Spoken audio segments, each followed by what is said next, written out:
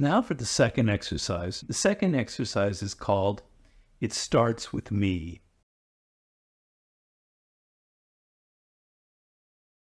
What I want you to do in those 5 minutes that I mentioned before is I want you to think back, preferably to something very recently, like the day before or even that very day, where you had some kind of interaction with a person and somebody that you know well or that's a colleague, etc.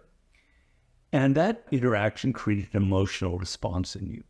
You were excited, or more often, you were upset, or you were a little bit angry, or you're a little resentful, or you're insecure, for instance. You said something and maybe it didn't cause the reaction that you wanted, and you're worried about how they're responding to you, okay? And so I want you to focus on one of these interactions. It's not, I don't want to overload you. Don't go back tunneling through your past and all, going back to your childhood. Just one that happened like the day before, and to focus on it and to think in the following terms, okay?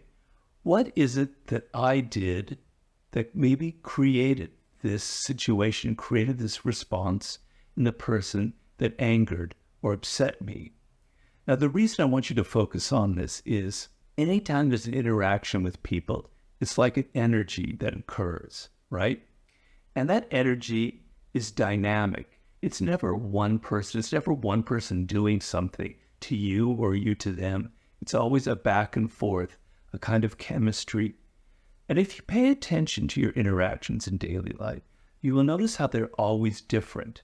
So with your boss, there's a different energy that you have, maybe a little more intimidated.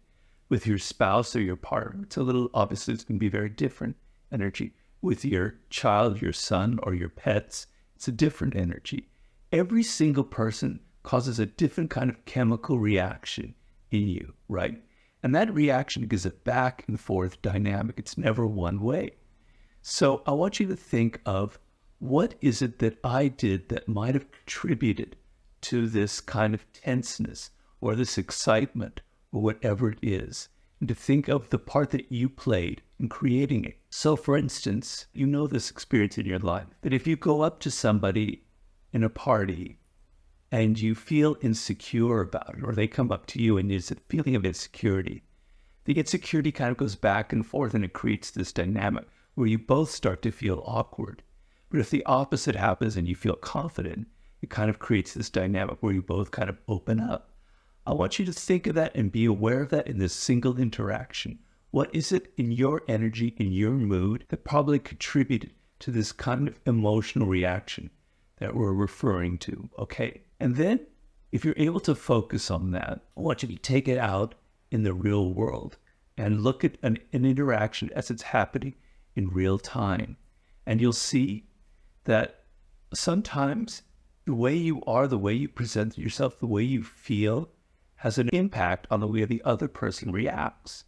I want you to notice that. I want you to be aware that it's not just the other person being toxic or being bad, but there's an energy that you have, that you bring, that is contributing to the situation. I want you to be aware of it, because now if you're aware of it, you can maybe control it. The point of this is not to make you blame yourself. Let's say you're dealing with someone who is toxic. It's not that it's your fault or anything, but oftentimes when we're dealing with a toxic personality, we are weak, or we are submissive, or we're allowing it to happen, or we're actually seduced or charmed by them. So we're bringing our own energy, we're bringing our own insecurities, our own weaknesses to the relationship. And if you're aware of it, it gives you the power to control them. So once again, in the real world, once you've mastered this exercise, when you're dealing with a person, just once a day, if you can do it for a couple minutes, that's all I ask. Step back and go, what is it about my mood or my energy or what I say that is involved, that is creating, that is contributing to the kind of emotions and the nature of the interaction that I'm having with this person? So that's the second exercise. It starts with me. Thank you very much.